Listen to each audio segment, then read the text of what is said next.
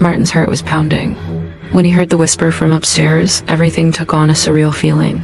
The diary was calling to him, but how? Wasn't it just a book? With trembling steps, he moved toward the upper floor. The door was wide, open, and inside. It was completely dark at first. He couldn't see anything. But then, in the dim light, an old desk caught his attention, and on it, something stood out. With trembling hands, he lifted the page. The faded ink spread across the surface, its age undeniable. But the most terrifying part? A single sentence was written in his own handwriting. "If you're reading this, I am no longer here." Martin's breath hitched. This was his handwriting? But how? At that exact moment, the curtain moved on its own. A shadow emerged in the corner of the room. It was here. Just before the door slammed shut, Martin caught a glimpse of the shadow's face. It wasn't a creature. It was himself. But it had no eyes. And it was smiling. Martin screamed, spinning around to run. But it was already too late. Alas, the thing he heard was a whisper. "You won't escape this time, Martin."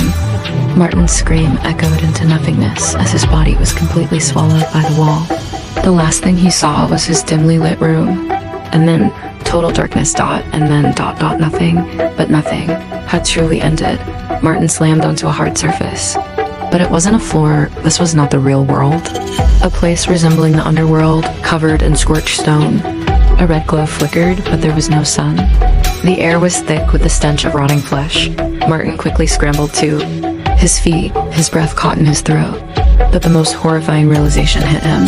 This place was real, and he could never go back. In front of him stood hundreds of people. But as he looked closer, he realized they were all himself. Some were chained. Some writhed in agony on the ground. Some were burning, but never dying. And then one of them stepped forward. Its face was burned, disfigured, but Martin recognized it instantly. Because it was Martin. "You finally arrived." The other one said, "Meet yourself." Martin tried to scream, but no sound came out.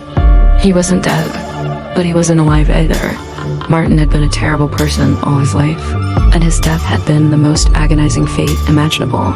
Now, he was in the other world, and he had to face himself. Death is not just an end, Martin. Here, suffering lasts forever. Suddenly, all the other Martins began to move toward him. Some screamed in agony. Some tried to pull him in. Some just smiled. And at that moment, Martin understood everything.